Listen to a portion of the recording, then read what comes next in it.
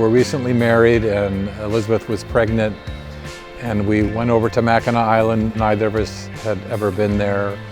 And on the way over, you can see this other island, and I was so curious.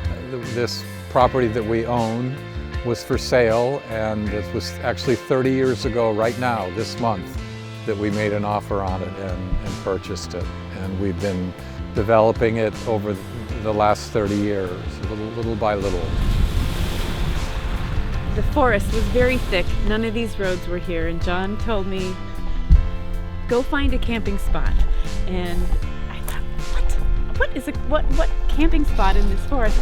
Walking through here, I see this big tree all clear underneath.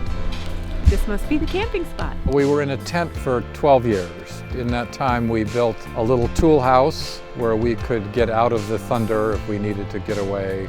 Then in 2000, we built our little Scandinavian cottage, and nearly everything we built by ourselves with just a little help from a 67-year-old island resident. And then in 2012 and 13, Parker, our son, and I built our boathouse studio house. And then I built a tiny house, and then my recent addition is a tractor house.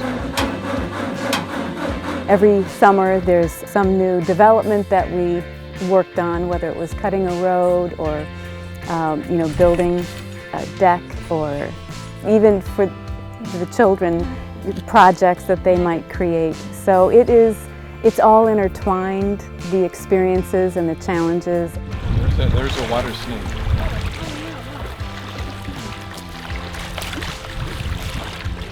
Anytime that you can be in nature and be a little bit more tuned in to your spirit, it really enriches a person's teaching. Being on an island and having to sometimes be resourceful and do without is great training. We have found over the years, it's when we step on the ferry and start coming across the straits in that beautiful lake that we realize how special this is. In my time here at the university, this is 15 years, when I mention this to my students or other colleagues, no one knows about this island.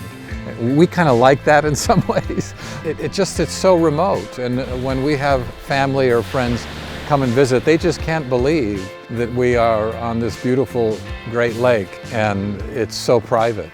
It's really Michigan's secret. It's the unknown of our beautiful state.